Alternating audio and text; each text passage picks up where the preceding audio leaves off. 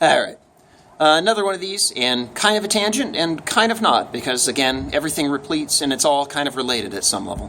For this one, I'm going to talk about black holes and cosmology, because, again, they are distinctly related to this basic idea that everything's kind of digestion, and everything is sex at some level. I mean, you can look at it, the structure that we see when we look up at the sky. It's all a bunch of stars that all have little children around them, and then basically a bunch of black holes, which kind of form the nest or the womb that those things live in and around, that form the binding structure that basically keeps them in a certain location. And, at some level, they basically represent this maleness and femaleness idea, this outwelling, basically, of kind of these creative energies, and then kind of this, nesting, wombing, kind of caring environment that basically envelops all of this stuff. But, right now, our ideas about a lot of this are still fairly tentative. We know we have an idea of what our sun is and what it does based on our observations of it. We have a little bit of idea of what these black holes are when we look at them, and we have an idea of what to look for, these kind of distortions in space where the star pattern is funky and, it looks like light kind of gets deflected as it gets aimed towards us. But we still have some serious issues with them as well. And some of the main ones are basically, I'll cover the first one. Dark matter.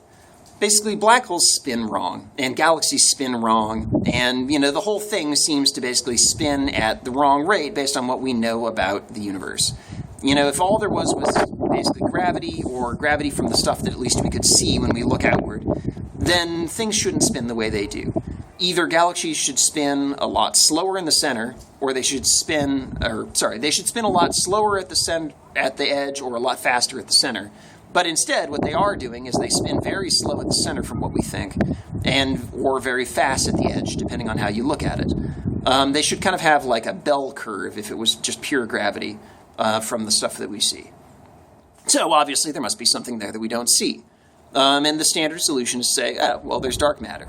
Basically, there's kind of a ring or halo of this invisible matter which surrounds us on the outside, is the general idea. It basically provides rotating mass that doesn't interact with anything else to kind of keep the binding and the rotational inertia at the right amount for what we see.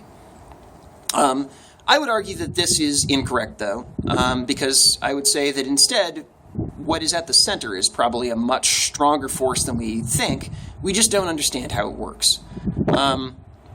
Because what I would say is that probably we are actually living inside of a strong distortion from a strong gravitational object, which is actually distorting and deflecting our view of space-time, and that actually all galaxies exist in this kind of distortional object. Because basically all galaxies are kind of resting within the womb of a black hole, quite literally resting in it, in that they are actually inside of the curvature. So that when we look at them, we are already kind of taking that curvature into effect, and then interpreting that, though, as if it's flat space. We look at these things which kind of looked like a collapsed water droplet in space. It's like they're kind of very light and fuzzy, and then they concentrate down in basically a really sharp spike in the center. And it's like that looks almost exactly like the kind of power law or logarithmic curve of, something like a really strong spatial distortion. And if you were to unzip or uncompress that, then, all those stars in the center would kind of expand outward. And you can look at this, too, when you look at the supernovas in our galaxy. There's a paper by Perlmutter and the Heisey supernova guys who basically looked outward, and they said, wow, it's kind of weird, actually, because when we look outward from our own galaxy, that is also rotating too fast. It's either too slow at the center, or it's too fast on the edge, or, it's kind of half and half. It's a little bit of both. But again, we are living inside of a distortion as well. And that distortion is basically deflecting and changing the way that we look at and see reality. And then basically it makes things in the center of our own galaxy appear too slow, and it makes things outward from our galaxy appear too fast and too big. Because as things compress, they get slower, and as they expand, they kind of get faster.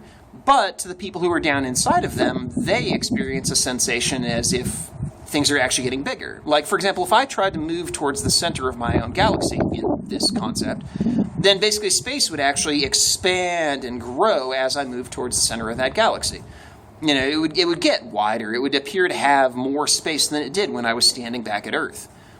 Similarly, if I moved outward into the wider universe, kind of beyond where we think our galaxy is at, then actually, in some sense, reality would both appear to flatten a little bit. Our 3D-ness would, I guess, become less 3D in a way, which is a little hard to describe, but it's kind of like going back and looking at the way that art has evolved in time as you go forward. Does it become more and more and more 3D? And in some sense, you would almost lose that sense of perspective, that depth perception idea. But again, it would rotate, speed would pick up, but to you it would still seem normal.